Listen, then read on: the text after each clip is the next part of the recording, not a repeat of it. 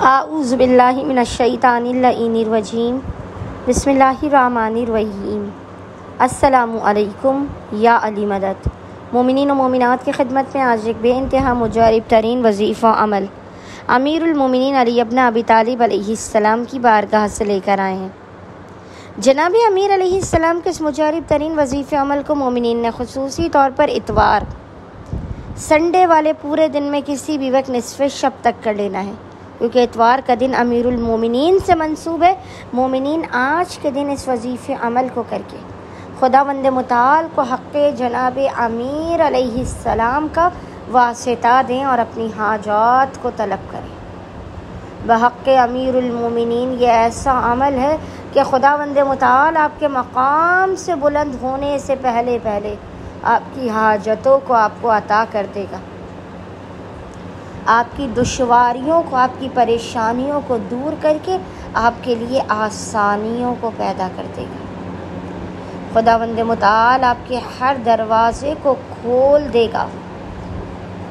اولاد کے مسائل ہوں، رزق میں کوئی مسئلہ ہو، شادی میں رکاوٹ ہو، کاروبار میں رکاوٹ ہو، نوکری میں، ملازمت میں، بچوں کے امتحانات میں، کسی بھی قسم کی کوئی رکاوٹ، بندش یا پریشانی ہو، بس مومنین نے خصوصی طور پر سنڈے والے دن، اتوار والے دن اس وظیفے عمل کو کر کے حق امیر المومنین کا واسطہ دے کر اپنی حاجات کو طلب کرنا ہے۔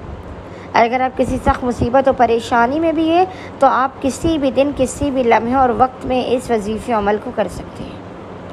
اچھا، مومنین نے آج کرنا یہ ہے کہ اتوار والے پورے دن میں کسی بھی وقت نصف شب تک جب بھی آپ کو فرصت کے لمحات ملے، آپ نے عمل کرنے سے پہلے باوضو ہونا ہے، اور باوضو ہونے کے بعد آپ نے سب سے پہلے 2 رکعت نماز حاجت پڑھ کے جناب امیر علیہ السلام کی بارگاہ میں پیش کرنی ہے، اور اس نماز حاجت کی دونوں رکعت میں آپ نے الحمد کے بعد 3 مرتبہ 3 ٹائمز سورہ اخلاص قل هو اللہ احد کی تلاوت کرنی ہے۔ نماز مکمل ہونے کے بعد آپ نے اس ذکر کو پڑھنا ہے۔